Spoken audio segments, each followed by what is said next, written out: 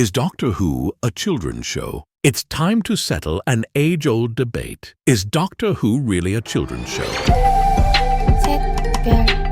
The debate as to whether Doctor Who is a children's show, a family show, or an adult sci-fi show has been raging for decades, and nobody really seems to know the answer. It seems to depend, largely, on who you ask and which era of the program you tune into. Certainly, at its inception, Doctor Who was created with children in mind. The BBC knew that it would be watched by a young audience, as it was originally conceived to fill a crucial tea-time slot between the football scores and jukebox jury at 5:15 p.m. Because of this, they were keen for it to have an educational element. One of the key uses of the Doctor's time machine would be to take his companions back into history, teaching young viewers about past events in adventures which had little or no science fiction elements at all. And the BBC stuck to this plan for the series' first 4 years. The Time Lord visited the traveller Marco Polo, the Aztecs, the French Revolution, and the Romans, to name a few, and most obscurely the massacre of St. Bartholomew's Eve, which arguably most people have only heard of because of Doctor Who. In these early stories, the only science fiction element was the TARDIS itself. These were purely historical dramas which for the most part were accurate in the events they portrayed. But in the midst of the historical stories, the BBC also wanted Doctor Who to tell some gripping science fiction tales. And they didn't just want to entertain the younger viewers, they did actually want to scare them, to a degree. Indeed, there's an amusing line in the docudrama An Adventure in Space and Time, where the director Waris Hussein says to his BBC boss, "I thought we wanted to scare the children," and his boss replies, "Scare them, not traumatize them." This was because the producer Verity Lambert and Hussein had produced a rather chilling pilot episode for Doctor Who with eerie electronic music and psychedelic opening titles. And at this key moment in Doctor Who history, the BBC was very conscious of its child audience and nervous about producing anything too horrifying. Indeed, if there had been any other scripts available when the first Dalek story went into production, then that adventure would never have happened, ever. Verity Lambert had to fight for the Daleks to go before the cameras, as the BBC had initially said that it didn't want any bug-eyed monsters in the program. To them, the Daleks represented everything they didn't want Doctor Who to be. We know now, of course, that the Daleks were key to Doctor Who's early success, and indeed its ongoing popularity, particularly with children, who quickly incorporated the Daleks into their school playground antics. There were even Dalek toys and child-sized Dalek playsuits made to capitalize on the monster's explosion in popularity. And as the 60s rolled on, Doctor Who's science fiction elements became more and more prominent. And by the time William Hartnell had regenerated into Patrick Troughton, the BBC had decided to dispense with the educational elements altogether. The last purely historical adventure was Patrick Troughton's The Highlanders, which came right at the start of his tenure. After this, the TARDIS still made journeys into the past, but there was always a science fiction story underpinning it. The reason for this change was down to the BBC's audience research, which showed that viewers preferred the sci-fi serials to the historical dramas, and Doctor Who has retained this approach ever since. One could argue, therefore, that this tweak in Doctor Who's premise pivoted the program away from children and towards adults. Certainly, the series began to tell more hardcore science fiction storylines, which, while suitable for children and enjoyed by children, could legitimately be enjoyed by much older audiences too. At times, though, the BBC got into trouble for pushing these elements too far. During its classic run, Doctor Who repeatedly faced criticism for content which was deemed too scary and unsuitable for younger viewers, one of the earliest being the dreaded troll doll from 1971's Terror of the Autons. The BBC received a number of complaints from parents whose children were suddenly scared to take their teddy bears to bed. And then, of course, there is the famous scene from The Deadly Assassin, in which the Doctor is held underwater by the story's villain, and the episode ends on a freeze frame on Tom Baker's face as he drowns. After this season, the incoming producer Graham Williams was instructed to lighten Doctor Who's tone and introduce more comedy. This was all part of the yo-yo effect, which colorized Doctor Who's tone throughout the remainder of its classic run. Every time it veered towards horror, someone would complain, and the production team would be ordered to bring in more humor. Then, the comedy would go too far, and nobody would take it seriously, and the production team would roll its sleeves up and commit to making Doctor Who more grown up again. This was certainly the case when John Nathan Turner took over the reins in 1980, and together with his script editor Christopher H. Bidmead and later Eric Saward, he resolved to make Doctor Who a more serious science fiction series which, whilst enjoyed by children, would appeal primarily to adults. And this plan succeeded, with Nathan Turner doubling the series' audience in Peter Davison's first season. But inevitably, the program garnered criticism once again, particularly after Vengeance on Veros and Revelation of the Daleks, which pushed the horror and violence threshold as far as was possible for a tea time show. So it's fair to say that Doctor Who always had something of an identity crisis during its classic run, not quite knowing whether it was meant for children or for grown-ups. Today it very much classes itself as a family show and tends to shoot down the middle, although it's worth noting that the majority of its DVD releases rarely achieve a BBFC rating under 12, and that at the time of writing, the vast majority of its viewers are adults. But what do you think, reader? Is Doctor Who really a children's show, or is it primarily meant to be enjoyed by grown-ups? Let us know in the comments below. Presenting the Doctor Who TARDIS unisex messenger bag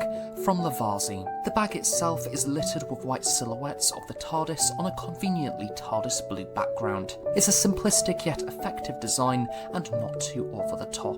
In the centre there's a patch which features the current era Doctor Who logo. I really love how the zippers also feature a small circular Who logo etched into it. The central pocket is quite small, which is convenient for smaller models of phone, although personally I would have liked to see this pocket be ever so slightly bigger. The handles are big and bulky, which is perfect for travel, and if you're not a fan of handles, this bag also comes with a strap, transforming the piece into a shoulder bag. And you guessed it, this also features a lovely TARDIS pattern. Opening up the bag, we are greeted by a lovely lighter grey lining. On one side it features various smaller padded pockets, perfect for your precious things.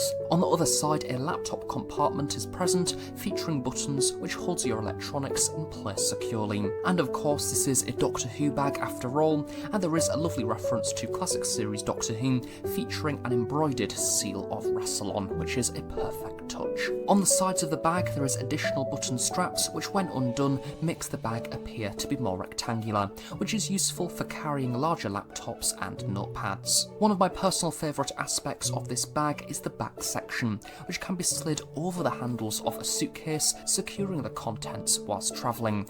I found this really useful whilst travelling to and from university. The TARDIS messenger bag is available to purchase now.